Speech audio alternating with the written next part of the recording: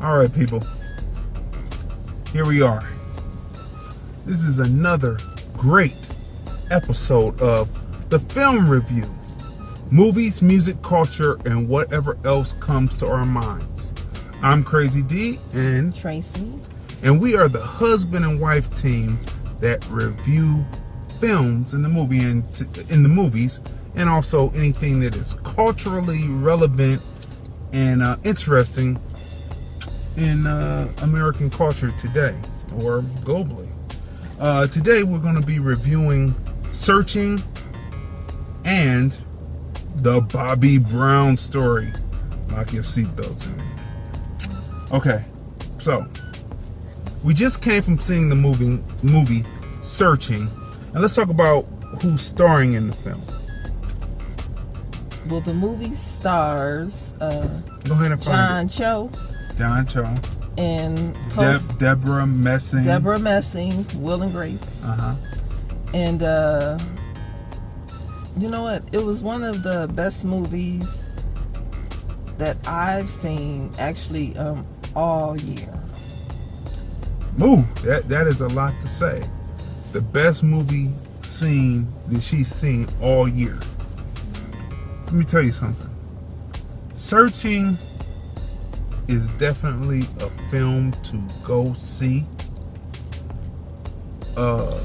And we're gonna break it down why. So we have the two main stars. The synopsis of the film, it's about the lengths that two parents will go to protect their children.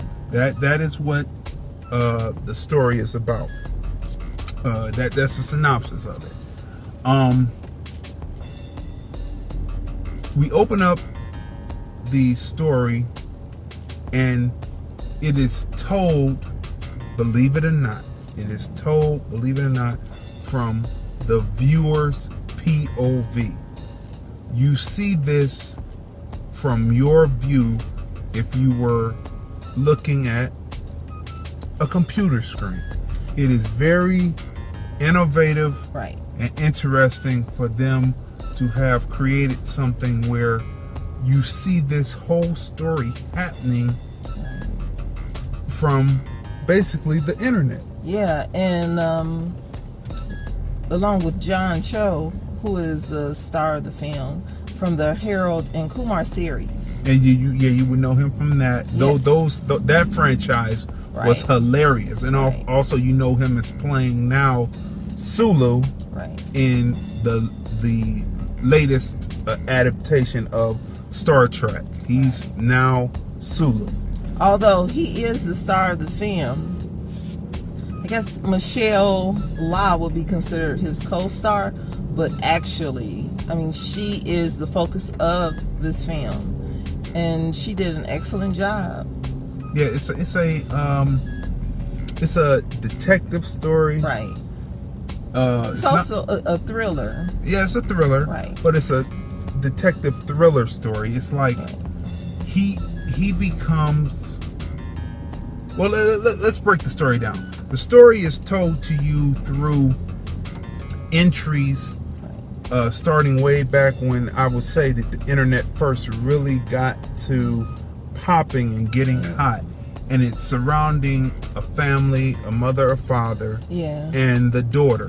And it starts from her birth and the father being computer savvy. And chronicling their lives on computers, first starting with Microsoft, then Messenger, and then all these pictures and everything. And as each platform came about, you see Facebook come about, you see Tumblr come about. Just like all of them. And what's amazing about this is through this visual of the interaction on a computer, you see the life of this family, and it tells a story, and it makes you feel like you actually know these people. It makes you connected to the family because the main character, you've been introduced to her since she was born. since she was born. Right. So you see this newborn, and then you see this the gradual steps. Yeah, from being a the toddler to being a little girl to teenager to taking a young piano lady. lessons. Yes, and it just you go on this journey. Now this is just like a small piece of the film, the introduction, because like we said, this is a thriller, and John Cho is this is the first American film starring a Korean actor in history, so we have to give him kudos for that. Yeah, a Korean or Asian actor Yeah. in a lead in an American film. Yep. However, now remember how we often talk about the shakeup at Sony, and the woman was fired, but she was sending those emails back and forth with people saying that black films don't sell overseas, and la-di-da, dee-dee-da, and that they need to push more white male leads in films and things. Well, and I told you that once it fell, that the Japanese studios and the Chinese studios are getting more involved within the American film system and industry. Well, this one is another example of another set of Asians, because like I've always told you, Russians are bleached Asians. Well, this is produced by a Russian producer and filmmaker. He didn't direct it, but this time, but he is the main producer on the film. And so when you go in there, you always have to look at who's producing and who is doing what on films. Now, even though we told you the beginning of the film, we just kind of gave you a feel for who's on a computer, because this is, you said, what, POV? Yes, but point of view. Point of view. So it's throughout the whole film, it is your point of view looking at this. The whole film is told through the internet, which is so interesting, because it is, like he said, it's a thriller. There's all kinds of twists and turns. We're not going to give it away, but this is an amazing movie. So done. So we can tell this much to let people know the extent of what's happening. So you open up the film and you see their lives. Then cancer becomes involved. And then there's a remission, then there's return, and then there's a departure. And then this is when the film really kicks off. And you find that there's a disjointedness between the daughter and the father, that the father does not recognize, which leads the daughter to twists and turns. Leads the daughter to find friendship over the internet. And this is how do you discover this? You discover it because the father becomes a detective. He was always computer savvy, and their whole life was chronicled. So that means the mother chronicled, he chronicled. When the daughter got old enough, she chronicled on the computer. And as it unfolds, because the movie is called Searching, he's searching for his daughter. And he uses all of these various platforms, and it's extremely proactive, Yes, and it is extremely. It is incredible. It is innovative, and it is really unbelievable how he's able to find out how to break codes, and get new passwords. Like they make it so easy today to do these type of things, and he's searching for his daughter, and he's searching all the way to the end. He stands for his daughter. Then you are introduced to Deborah Messing, as the you're introduced to Deborah Messing as the detective, and everything seems good, and that's what we will leave it right there. You have to see Searching, because we left out how we just talked about the main characters, but throughout the film you're introduced to various secondary throughout the film. So you get a feel of their personalities while this father is going on a search for his daughter. So, and it's all, again, this is all seen through the internet. There's never a time when you are actually seeing the people like as if you're a fly on the wall and you would be considered the fourth wall. You are there, and it is as if you would be typing on the computer screen. Well put together, the best POV movie that I have ever seen. Ever. They tried that back in the 40s. That wasn't too good, and you only got to see the detective once through the mirror image, and that particular camera swings, I can't remember the film at the time, right now at this time, but the camera swing between him and the lady that's in the mirror at the same time when you see him, beautiful work there, but that was the only thing about it. Other than that, it is like, oh my God, all you doing is seeing this through POV. However, this is done through internet, and it's really showing you how the internet has become not only pervasive, but a useful tool that can solve a mystery. It can, and you're gripped from the beginning of the movie to the end.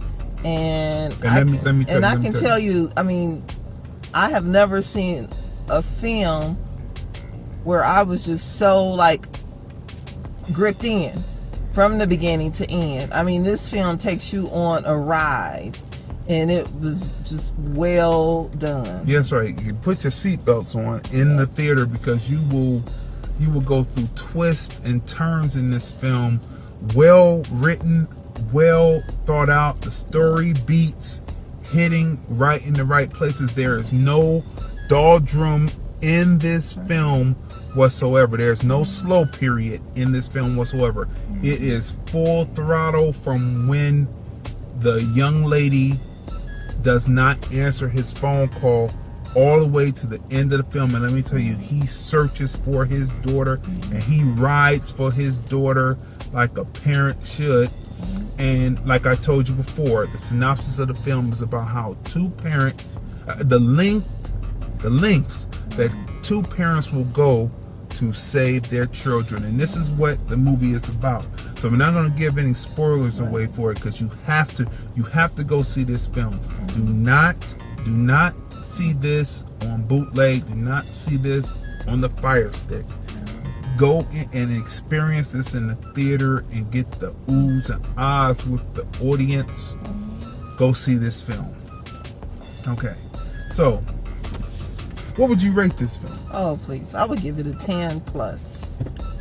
10 plus. 10 plus. 10. Did you hear that, people? 10 plus. You know what I mean? 10 plus 10. Oh, God, you giving it a 20? It's got to. Wow. You know what? I'm going to give it a 10. That's the highest rating that we have. My wife went 10 plus 10. It's 20. She gave it a 20. I want to give it a 10. It's well worth seeing. You will be gripped in your seat. You will be sitting there. You'll be like, what's going on? You'll be trying to figure it out all the way through. They give you enough suspects in the film to make you think it's going one way, and then they just twist it another way, and you are shocked when you get to the conclusion of what's happening in this film. You know what I mean? So searching, I gotta give it an A++, a rating of a 10.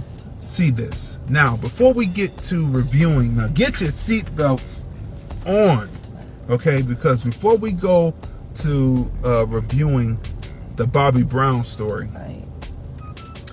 we have to say that Blackbook TV, that is in Las Vegas, digital antenna 18.6, is now streaming over the internet globally.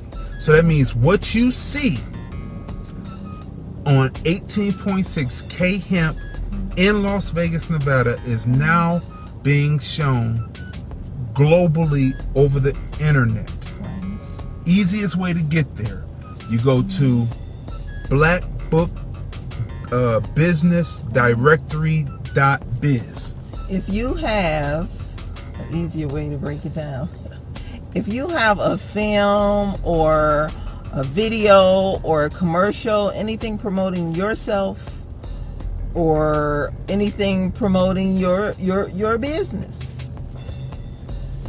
it doesn't matter if you're in a city. You can be visiting friends in New York.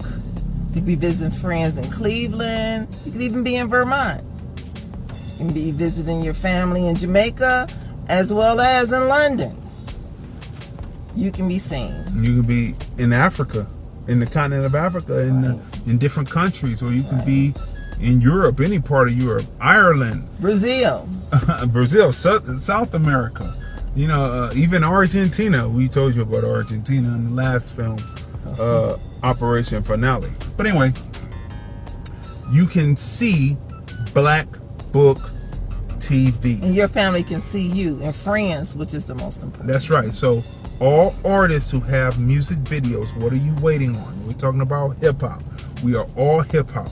We love R&B, we love jazz, we love blues, we love all of the art forms that we have created, but we are pushing hip-hop music on Blackbook Hip Hop. Matter of fact, we are in the middle of Blackbook Hip Hop Weekend, where you are seeing the people who have already come in to who have submitted their music. You submit music to LordlandEnterprises@hotmail.com. Some people leave the S off of enterprise, and I have to tell them you have to put the S, so it's enterprises. LordlandEnterprises@hotmail.com. Attention, Blackbook Hip Hop submissions, right?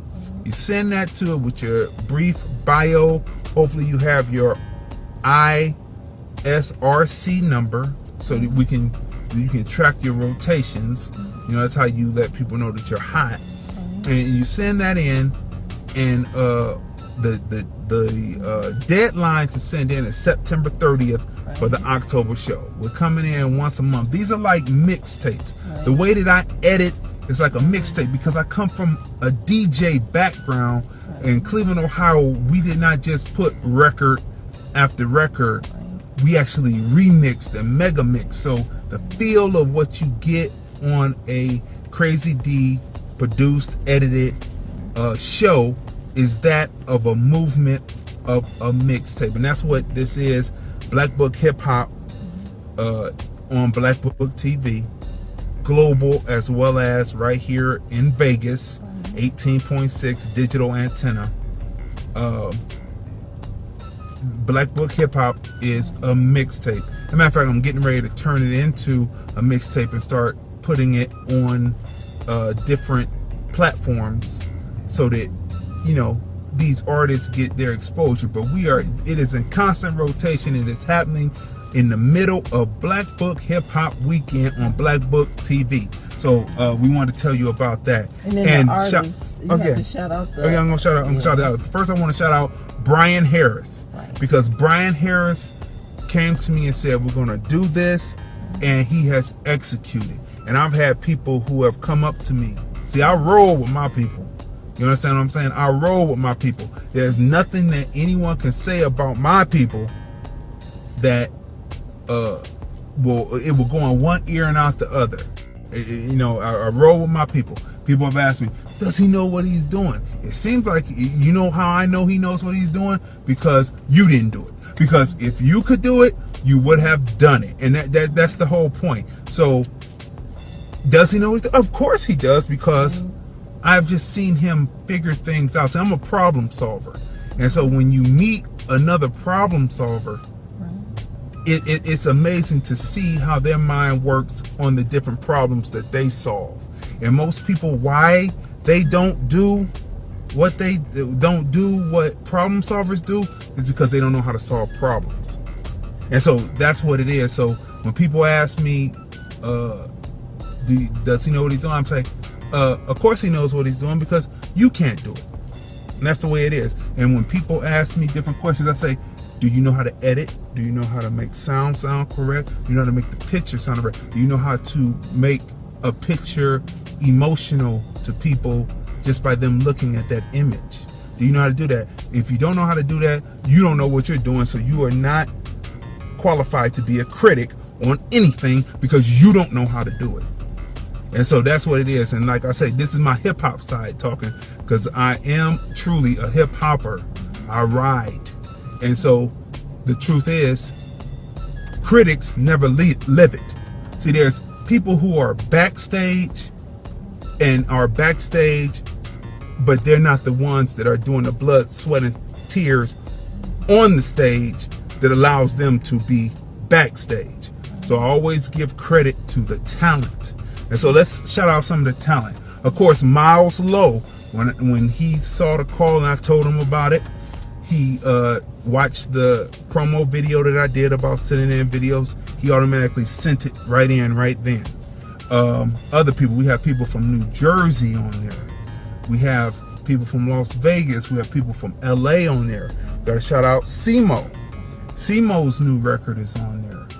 The guy Kels, that record right there, because Count on Me should be a big hit. Period, point blank. Kels, big hit. And of course, we are shouting out and working with Nina Ross as the featured artist. You know, let me talk about Nina Ross for a minute before we get on the Bobby Brown story. Everything that Nina Ross produces, you'll be able to go on there and get her SoundCloud and go over to her SoundCloud. Every beat that she raps on, she kicks lyrics. She kicks lyrics that people can feel. And I want people to know this, and I want it to be clear that Jedi mind tricks don't work on Crazy Dee. I'm seasoned in the game. You know, I ran retail. I own my own retail business for 15 years, marketed it, promoted it, made it successful for 15 years, seen almost everything. Anything new, I say, oh, that's something new to put into the database. But I've seen a lot of things, and I know one thing.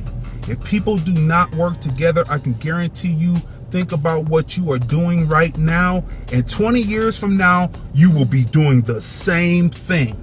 If people do not work together, you will be doing the same things, same thing that you're doing now 20 years from now. If you don't want to be doing the same thing that you're doing now 20 years from now, you don't think it's very successful, start actually showing love to people. That's what I did. I've been conscious since I was 5 years old. And one day I would tell that story of how I became conscious. But I've been conscious since I was 5 years old, and it's always been about working with people and showing genuine love. I was producing hip-hop, producing mixtapes, and at the same time, in my store, and even before I got my store, I would promote other DJs and other producers and other hip-hop writers working together. I would do that. And so people know me from Cleveland, Ohio as showing love to people, and thus I got love back. So I show genuine love here.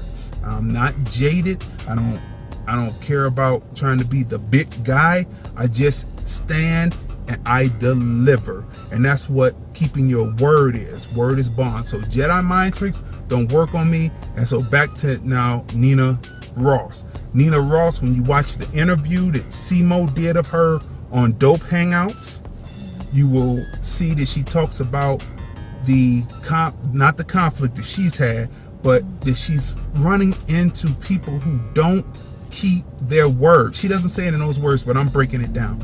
She's saying that she is running into people who don't keep their word. Okay? And most of it are black men. Black men.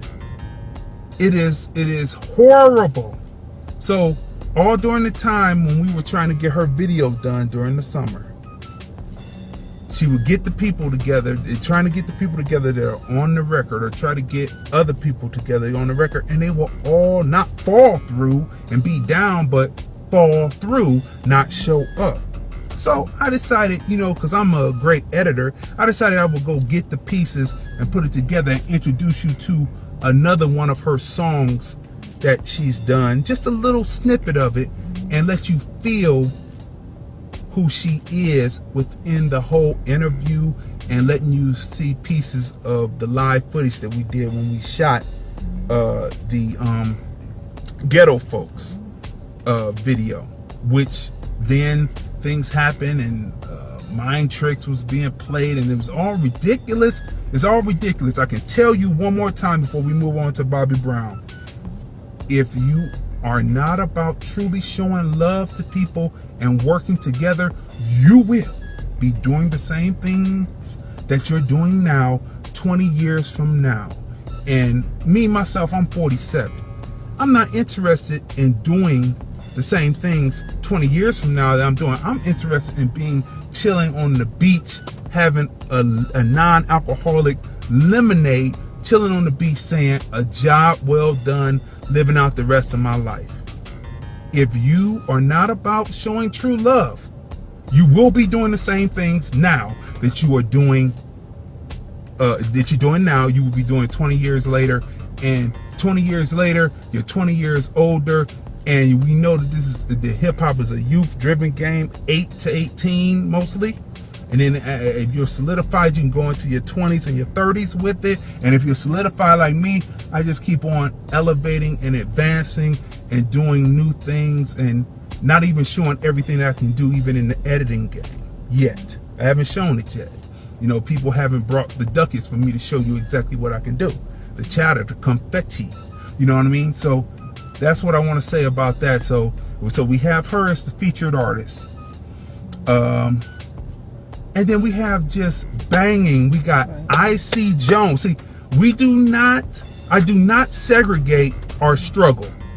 We have gospel rap artists on the piece, and they blend right in with everyone else. Along with great interviews. We have Talib Kweli on there. We have his DJ, Spin Selector, Spin Selected, something like that. And we have him on there.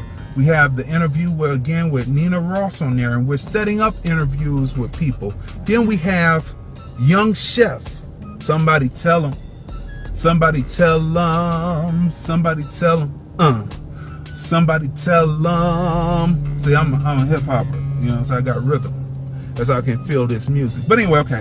So that's best be said again. Blackbook TV, K-Hemp 18.6 is now globally streaming thanks to the innovation of the innovative mind of Brian Harris, and being able to put the team together to be able to deliver this, and finding the person in me that was not a program director who could program music or program shows, but my ability of editing, that was my skill set. And now I can put PD on my resume as well. And the train is leaving the station. When I talk to people, let me say this also.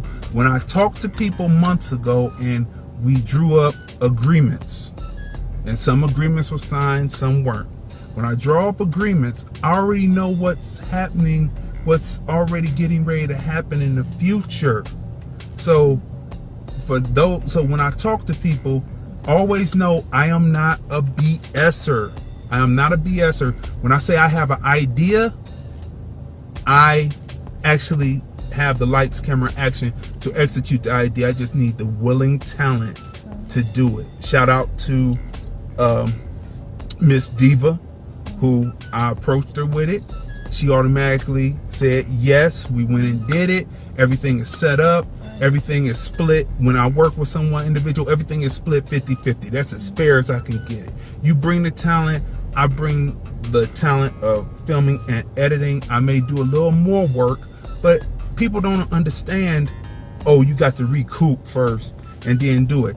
I can recoup while still splitting with you 50-50 so you can have some money in your pocket, because I'm a fair dude. If people are not doing that type of business with you, they are not fair, and we will leave it right there, because it's a new model, because people can do it themselves, but I always did it that way. That's why people who know me, they love me, because they know that I've always been a fair dude. The copyrights and the publishing has always been fair. I wasn't a label trying to jerk you out your ducats, out your paper, out your confetti. Okay, so that's what we want to say. Watch Blackbook TV. We are now global, and we are here for people to be seen, heard, recognized, and appreciated, like Lordlandfilms.com, because I'm the program director. So we'll go there. Okay, now get ready to lock in your seatbelts, because listen, the Bobby Brown story is a monster. The Bobby Brown story is a monster. Listen, I know people have seen it, so we're not going to be doing any spoilers. Because not only did BET roll this out on BET, but they also rolled it out so that you could see it on BET.com. Oh, nice. Full episode. So full episode, the two nights you can see it on. So I know there is no one who has not seen this yet, so we now have spoilers. So the synopsis of the film, to me, to the 2-night, a 6-hour piece on Bobby Brown, nearly 6-hour piece on Bobby Brown, was a man through constant death and disappointment finds a way to persevere and not only survive but live. That is the synopsis of the Bobby Brown story. Okay, so as the story opens up, you are introduced to Bobby Brown in a flashback. The action of introducing the initiating event to why Bobby Brown was the way that he was, and his driving force was the death of his friend. That's the initiating event. Now, they tell you in script writing that you're not supposed to have an initiating event happen in a flashback, but this happens. People are breaking the rules of writing and film all of the time, and I love it, because I do non-linear work myself, and I love breaking the rules. After you master the rules and you get the A's in your classes for being able to do it right, then you just rearrange and do what you want to do.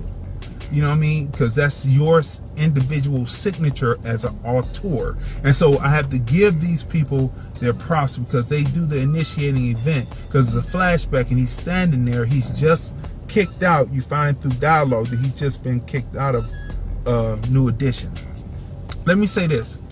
Nowhere in the film do you see any of the dissertation, any of the messiness between him and the New Edition members.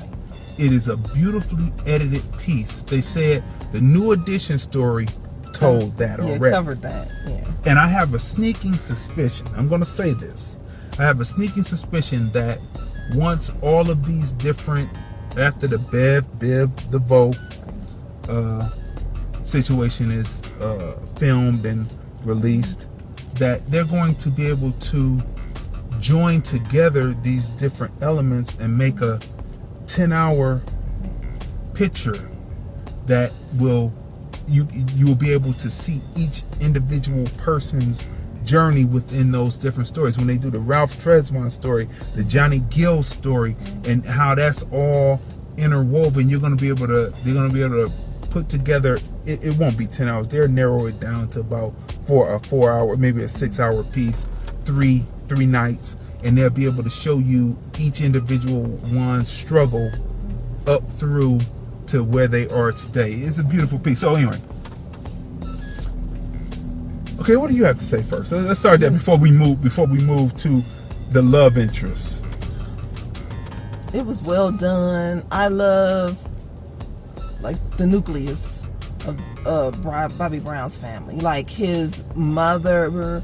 we saw his father because we didn't see his father in the New Edition film. Yeah, we saw his mother. You would have thought that he didn't have a father. Right. You would have thought he was just it was a single mama, single mother, a child. Right, but after seeing the film, you saw his mom, his dad, his brothers and sisters, and they were his backbone. And his brother was his management. Gave up, sacrificed. Right, yeah, because he had a degree in journalism.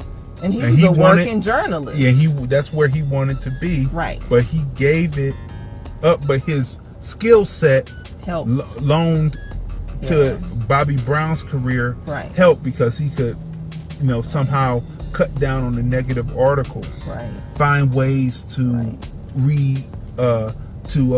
correct the wrong imaging that they had put on Bobby Brown. Great communication skills as far as getting deals done for Bobby, And so I love that part, seeing his family and his mother, again, we saw her in the New Edition film.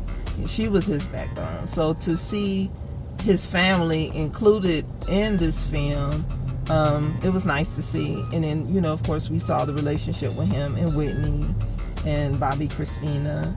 And I also enjoyed seeing how his career, it blended in with his personal life, how he met his second wife. So that was really nice, and she was really there for him. She was actually always around. She actually from the very beginning. I mean, from the very beginning when he went solo. Right, when he went solo. Right. So she was always around. It's interesting. She was a good friend. A good friend, and wasn't trying anything. Right. But when the time happened, I could tell. I didn't know that was going to be his wife, but I could tell by the way it was acted she had some feelings for him. Yeah. But she was a respectful woman to herself and to him, and to not try to move in, because Bobby Brown was definitely a Brown. Yeah. And he's not only I'm going to say, I'm going to use the past tense because he's still here with us. So I'm going to use the past tense for the past of his past. He was definitely opinionated and determined and did it his way. Right. Like Sinatra would say. Right. Whatever happens, I did it my way. Right. And he did it his way. It was his prerogative, and he did it his way. And that is what makes success against all odds, balls against the wall. You get it done, and you have the pieces around you that can get it done. And that's what he did. And I would say the picture also is a picture of no regrets. Yeah. Because in the end, when he turns around and he looks at his family, which was nice to see, because it was nice to see his other children, because we all know about Bobby Christina.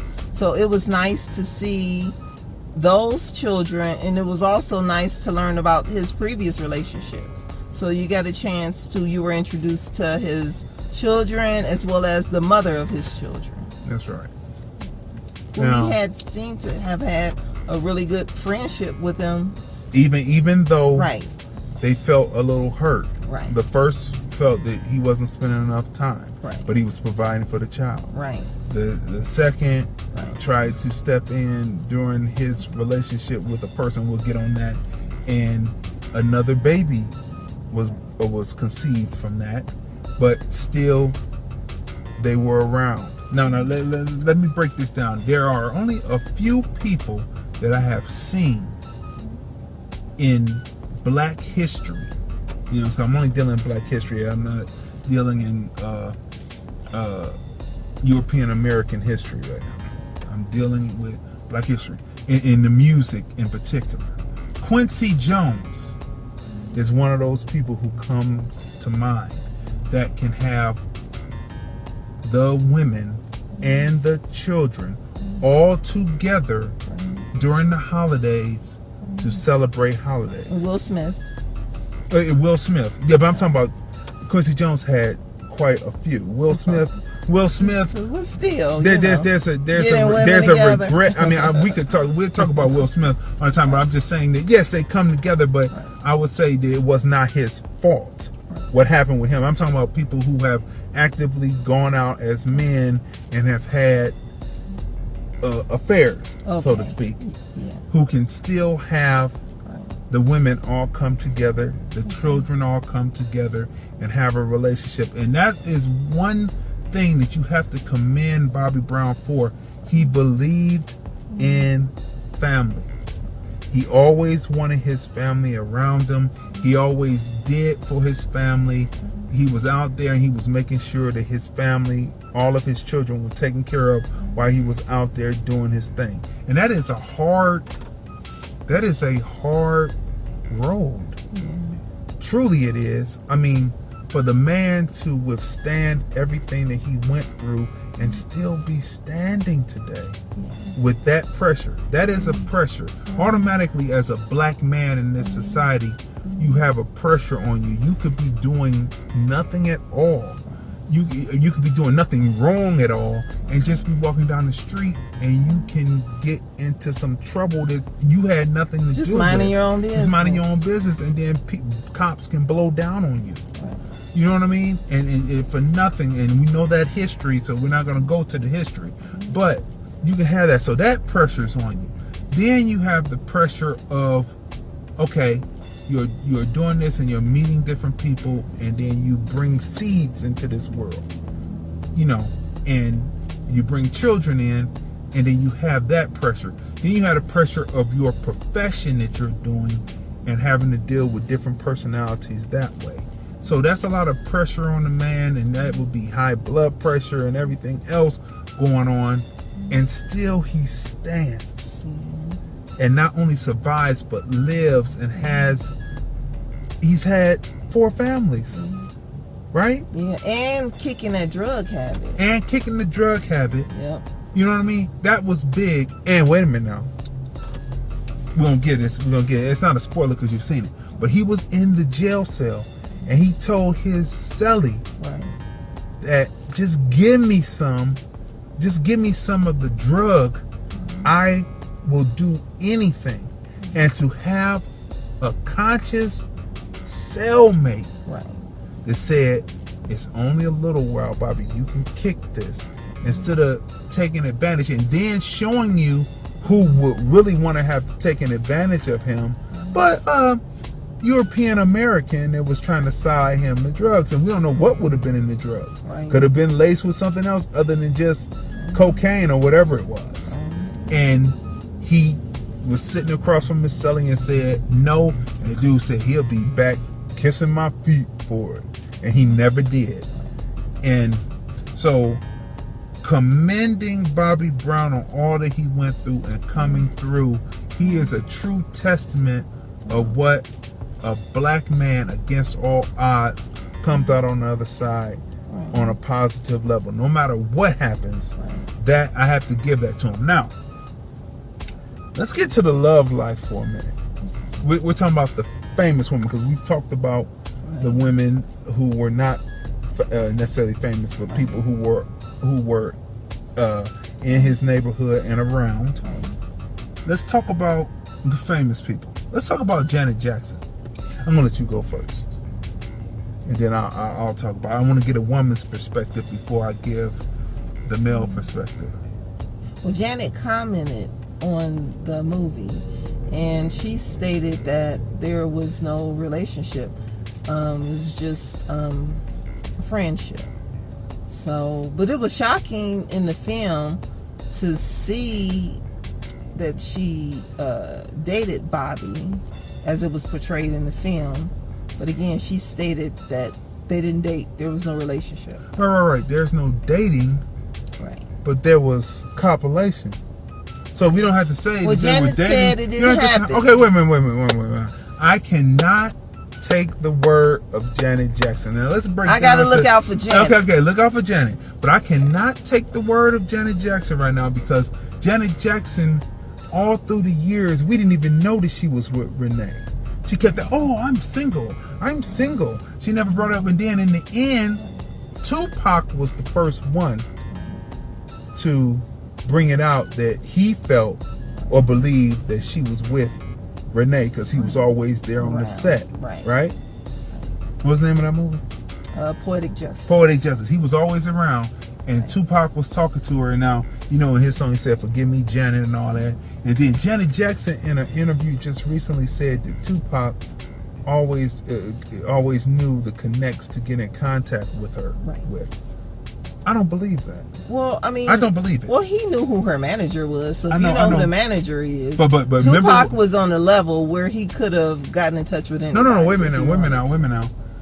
This is early hip hop, and they were R&B or pop royalty or whatnot. And Tupac, if I remember correctly, said that they gave numbers, but then her number was disconnected after when he went to call. Just that's the norm. You know how celebrities, they have to change their phone numbers. Okay, often. well, I mean they have to. No, that's not true. There was a woman who used to run a marketing agency, and she once talked to me over the phone about KRS-One, and she said that KRS-One always changes his number. And in the business, in this business, the people who are in business should always have a number that people can get in contact with them on. The number that they give people who are business contacts in the industry, they should always be able to get in contact with them and not have to search around for another telephone number. So for them to give Pac the number and then to have the phone disconnected, to me, that's phoniness.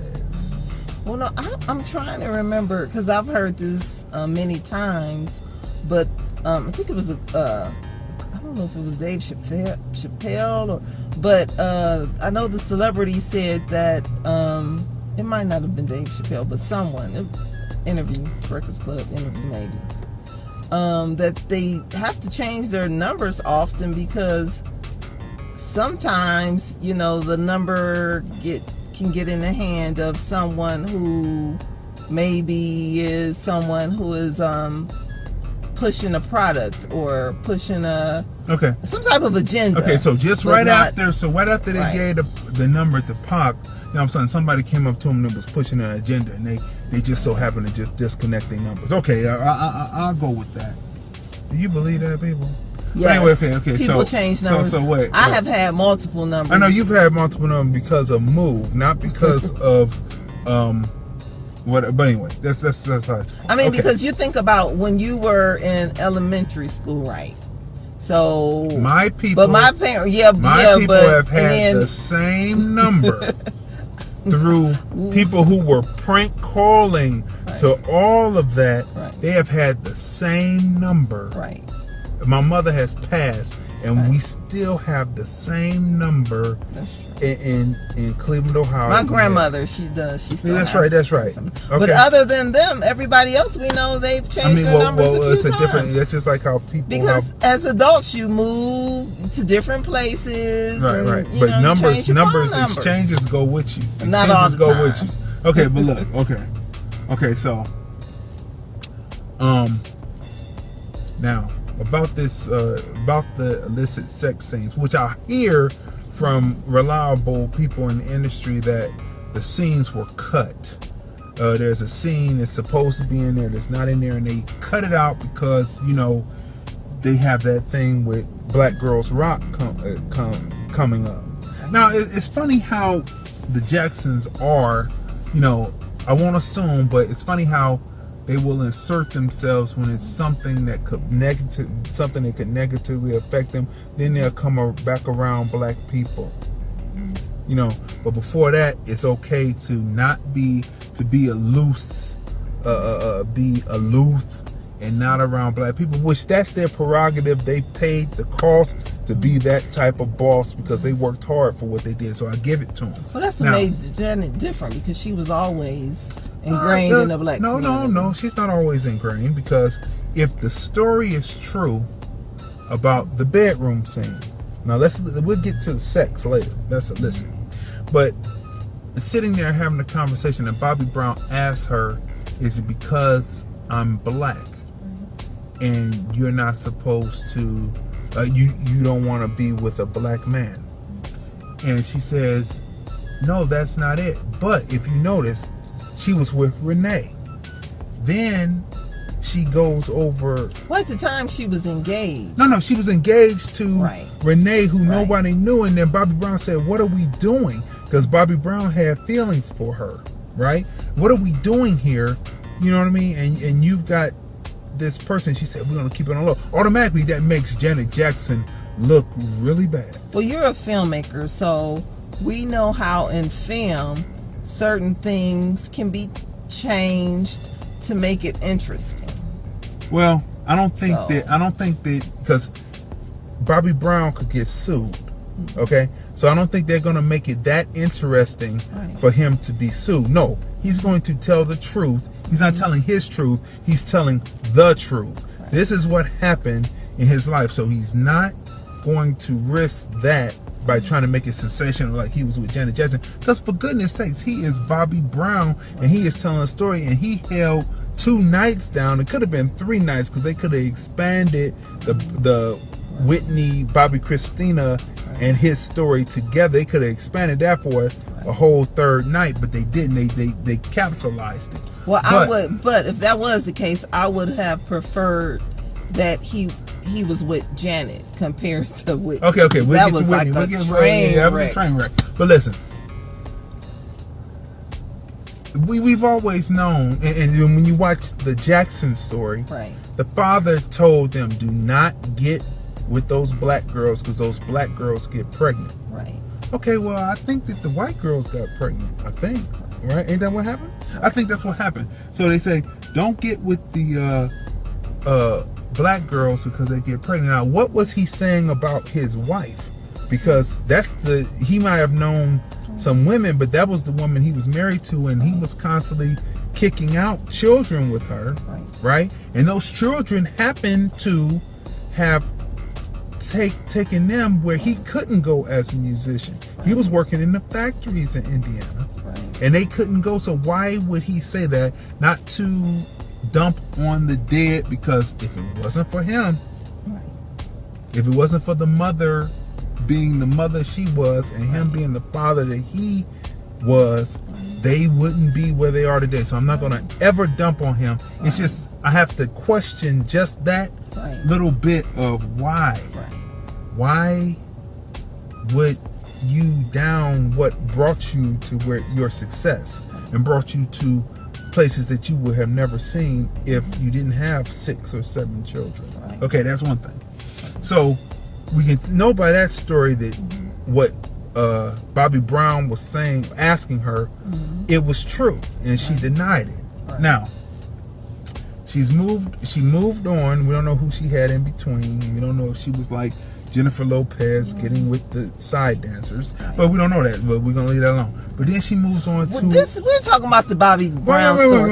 This is not the Janet Jackson story. No. Wait a minute. Now let's finish. Then she moved on to the Arab guy, right? Now all that thing. Now let's take out that he's an Arab. Let's say he's Muslim, and she has to deal with that aspect of. Well, that was her husband. I know that's her husband, and she has to deal with that because they broke up because what did they say? He didn't want her doing certain things, and he wanted a certain way for the child. So now she has to deal with that for the rest of her life, and all of this going on. We don't know because the truth is the Ottoman Turks are funny because of the region they come in, what they've had to do, the battles over the centuries that they've had to fight. You know what I'm saying? They came from a rough, rugged area, not like the Africans who were in nice climates where everything you could grow and move, right? For those who didn't become nomads and moved across the land bodies, So you have to deal with this for the rest of your life. That is, to me, a poor decision. And you want to know why I think it's a poor decision? I think it's a poor decision because always bet on black people. I always bet on black, and I have never been disappointed. Now you have to have the ability to see, to have vision to see who's good and who's bad. And sometimes people can fool you. Right. But I've always bet on black, and I've always been successful. Always bet on black. Now listen, before a Bobby Brown and a Janet, they could have been a power couple in music. But let's go back. Let's go back and give some history. Before there was Ashford and Simpson, there was Gay and Terrell. But that was really kind of like put together, right? So we can leave that off. That was kind of put together by Gordy Records, which was the offset of Motown. So we could put that aside for a minute. But so the power couple first was Ike and Tina. Right, that's true. Ike and Tina. Right. Then it would have went to Ashford and Simpson, who were a power writing couple team who not only wrote records for people but also performed and had a catalog. Then you would have come to Janet Jackson and Bobby Brown. And what would have made them so powerful is both of them sang, both of them danced, and they would have had... Whitney didn't dance, right? She did a little movement. I want to dance with somebody, but she wasn't a dancer. But Bobby Brown and Janet Jackson could dance. They knew choreography. They could pick up choreography, and they could sing. And those would have been some of the greatest duets, and people would have loved buying those albums. And you know who they would have been like? They would have been the first, because Ike and Tina was one thing. Ashford and Simpson was one thing. But they would have been... Yeah, Jay-Z and Beyonce. They would have been Jay-Z and Beyonce before Jay-Z and Beyonce. What does Jay-Z and Beyonce do? They own paintings. They own property. Businesses. They have businesses. They own title, which made it so that artists could own their own master still. They have children that are educated in what is actually happening, and they are truly pro-black. Do you understand that? So when you don't, and look what happens when you bet on black. Look at all the people who are up because of betting on black. TBE. Right? That is Kendrick Lamar. No. TBE is Mayweather, the best ever. I was thinking about the other yeah. TBE, best ever. Mayweather, bet on black. He tries to tell people. Kendrick Lamar. Who else? J. Cole is J. Cole. Right. Drake. Right. Who first found Drake was Prince Wayne. Jay's son, who then struck the deal when Lil Wayne, and there was not a disagreement saying, no, we're going to keep them all to ourselves. It was people working together. See what I keep on telling you about synergy of people working together? Black people working together. And it's not necessarily perfect, just like, hey, working with people who are European Americans definitely isn't perfect. They're always going to try to find a way to take your money. But here we are, and this synergy is together, and they're making it happen. I just put my glasses up for that. They're making it happen. And Nicki Minaj, another one. These are people who are up. They are always staying in the industry because the people said, we are not going to jerk you around, and we're going to teach you the game so that you can bring more people in. SZA. That's right. That's even not Bobby, but Chris Brown.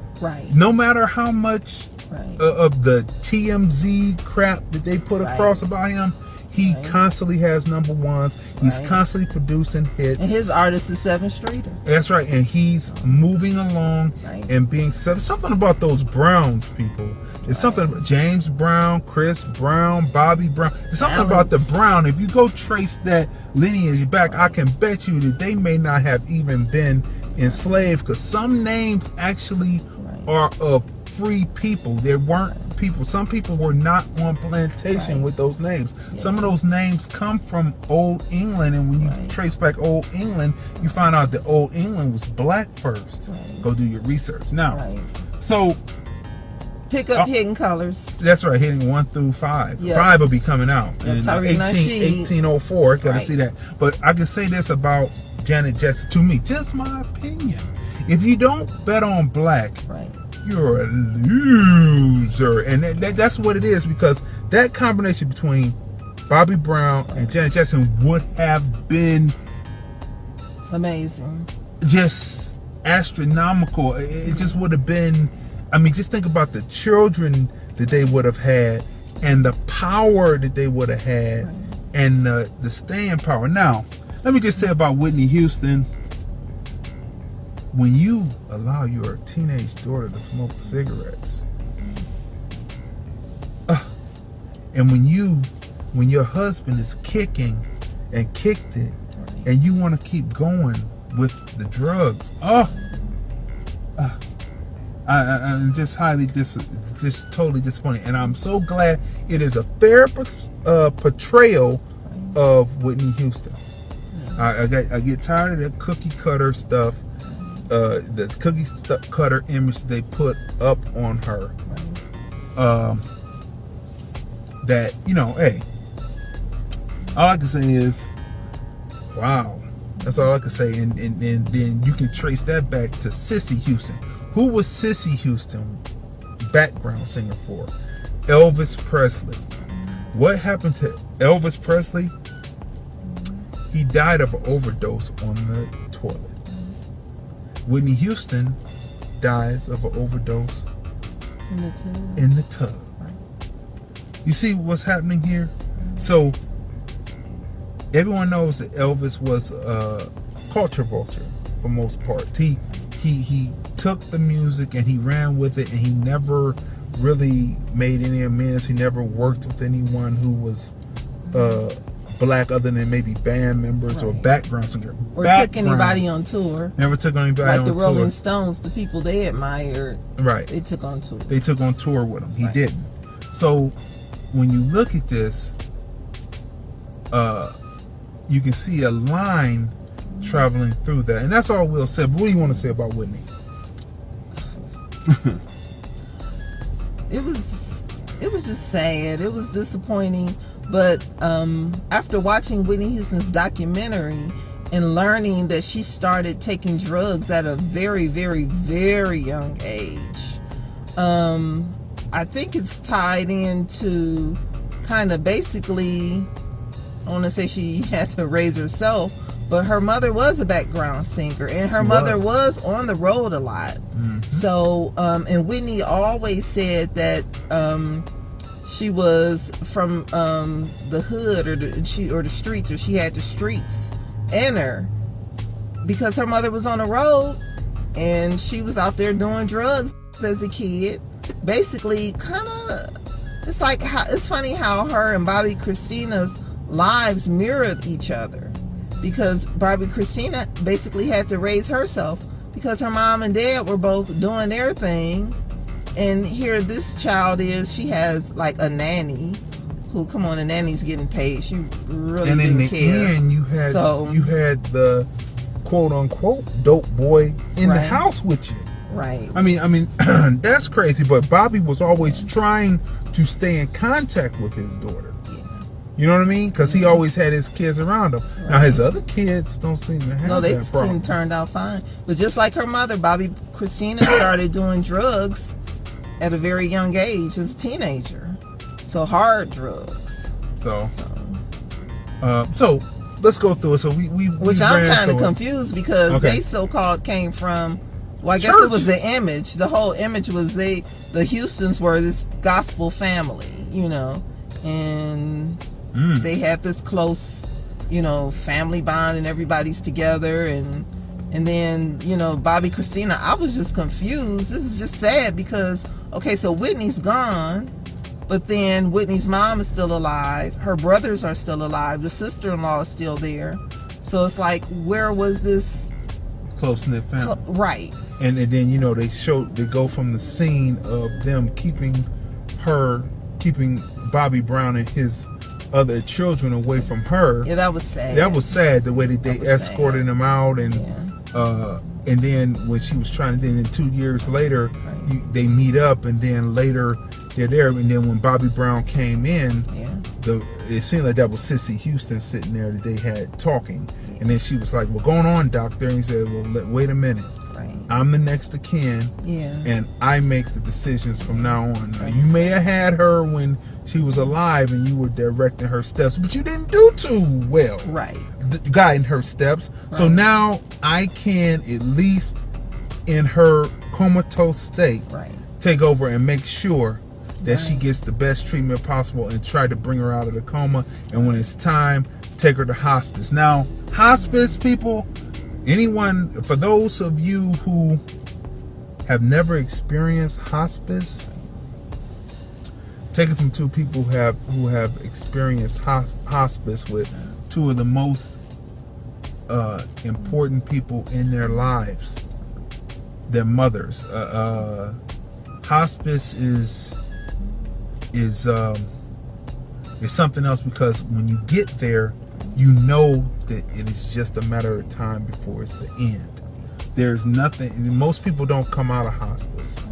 You know what I'm saying? They may believe they're coming out, but most times when you get down that corridor, when you're at that corridor in Cleveland Clinic, and you come off the elevator and you hit that long corridor, and they say, "Oh, this side is for people who are just convalescing and may walk out." But when you go down that reverse and turn that reverse L, and when you ask, "Oh, are they on this side or are they on that side?" And when you say they're on that side, you know it's that terminal. it's terminal, and it's the end. Or if you go to a private care facility. So that part right there brought tears to my eyes, because anyone who has ever experienced that, it is an experience that you will never forget. And for a father to have to do that for a child, or a mother to have to do that for a child, is just something. But in children, the children having to do it for their parent is really something else. So that right there was something. But he took over and he made sure she had the best. Because they had control of her, and they didn't do a good job. So let's move off of that now. We're gonna leave that right there. Let that sit right there. We told you to buckle up. Always remember, if you don't bet on black and you're black, you're a loser. Okay, anyway. So what would you rate the Bobby Brown story? Oh, that movie definitely gets a 10. It was well done. The actor? Oh, the actor. The actors. Oh, yeah. Everyone. Yeah. Old girl leaves Power to go over to play Bobby Christina. Yeah. Oh, yes, the daughter. She played Rena. Yeah. On Power. Yeah, that's right. Yeah. And she goes from there to play this. Bobby Christina. Christina. I hope we look for more things, because usually actors, when they're younger and they play death scenes a lot, that usually is like a death knell in their career, and we hope not, because she is a great actress, and we want to see her in film and not just subjected just to being a stage actress, but being able to do stage and film and television all at the same time and be a big name, because she's excellent. And Woody McClain did an excellent job playing Bobby Brown. Yes, he did. Excellent. Very big. And you know who he looks like, though? I was sitting there looking at him, and I said, he could probably play the Eddie Murphy story. Yeah, you did. And they'd probably break out the same false gap teeth and say, "Pop them back in. You're doing the Eddie Murphy story." And the funny thing about it is, he said in an interview, Woody McClain, his mother went to school with Eddie Murphy. So and he kind of, but anyway, we'll leave that alone. And Gabrielle Dennis, she did an excellent job playing Whitney Houston. She did hit it on the nose. She did. I mean, it was incredible. It was incredible. She got up there, she hit it. Like, just the scenes where it was conflict, and you say, "Damn, Whitney, really?" You forget that you were watching a story, and you're like, "Damn, Whitney, really?" But anyway, so I give it a 10. The acting, the writing, the way that they did not get into the mess of trying to rehatch the New Edition stories. And then when you did see the New Edition members, you saw them in peace. Yeah, you did. Especially when he proposes to his now wife at the concert. Oh, yeah, and that she was nice. Unsuspecting. And Mekhi Phifer played an excellent job playing Bobby Brown's brother, Tommy Brown. Mekhi Phifer. These are great actors in the industry. So yeah, so I give it a 10.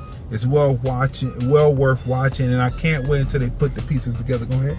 We talked about the actress that played Bobby Brown's mother, Carol Brown, Sandy McRae. She was excellent as his mother. You felt it. The father.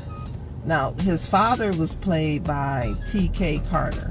T.K. Carter, Pops. It was good to see him. I haven't seen him in a while. Yeah, I haven't seen him in a while. Excellent actor. It's like, what's happening? You know, they're probably doing stage and, print and doing other things. But these are actors who, they have their chops. Right.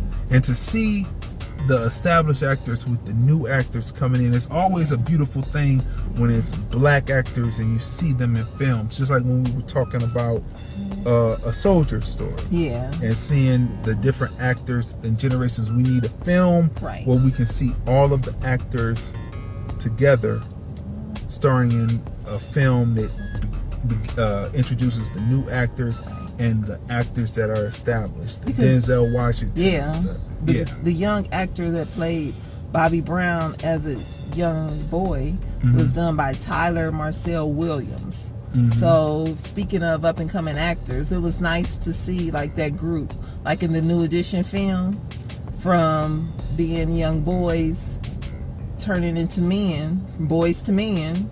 That cast right there reminds me of a Soldier Story, where you get a combination of black African American actors, black actors, I say. Some people say African American, we're black. But a bunch of, black actors all together in one film, and you watch the film again 10 years later, and you say, oh, there was such and such, such and such. That's how it is. Yeah, like when we was watching Soldier Story, it was like Denzel Washington was in it. Howard Rollins was in it. Adolph Caesar. And on and on and on. Tommy Davidson from Living Color. I didn't even know he was in the Soldier Story. And then there were actors that you say, wow, what happened to them? And we researched some and said they were great actors. So there are a crop of actors that come from out of that late 70s, even in the 70s too. Let's not get me wrong. But I'm talking from that late 70s, early 80s that are still here, that should be in films, introducing the new actors and showing their chops. They have chops, and that's what we loved about the acting. Was on point. Yeah, it was not in this film, Bobby Brown's story. That's right. The acting was excellent. And my prerogative video, we went back and looked at the actual one, and it was to the actual pendant. His mother's pendant. It was a great replica. It's right there. And so that's where we'll end it right now. This has been another great episode of the film review. Movies, music, culture, and whatever else comes to our minds. I'm Crazy Dee, Tracey, and we are the husband and wife team that talk movies and review anything that is culturally relevant within film that applies to the black diaspora. So stay tuned. Don't forget, Blackbook TV is now global. Blackbook TV is now global. And we'll end it there. See you next time.